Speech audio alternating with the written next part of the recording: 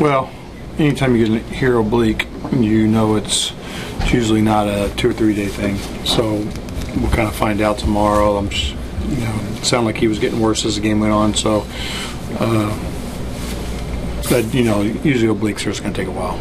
Despaigne coming in to relieve him, how do you think he handled himself on the mound? No, good. He kept us in the game.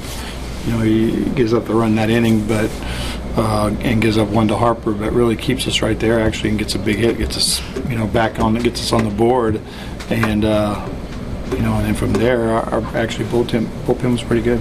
But you had a conversation with the umpire before the 8th inning, and I believe before the 9th inning. Can you tell us what that was about?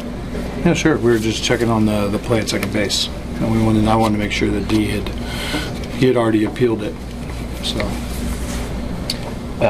The Nationals bullpen acquisitions in recent weeks, how does that change the inning dynamic from what you saw earlier in the year?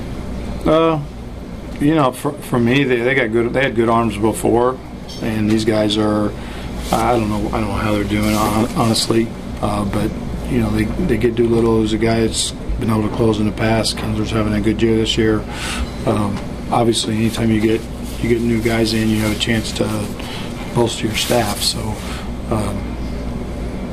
I don't know if they're playing with more confidence or pitching with more confidence. Usually, if you get to the end of the game and you're behind, it usually doesn't fare well if you only got 3 outs left. So, they look okay. Same with O'Grady. I know he threw a couple of warm-up pitches, but did you think at that point, does he have to sell you on staying in the game at that point? Yeah, I asked him if he threw those balls hard. He said he did.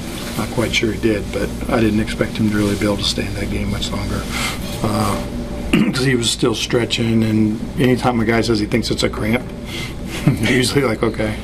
But, yeah, at that point, I didn't think he was going to go very long. And did he not feel until the start of the 2nd inning there?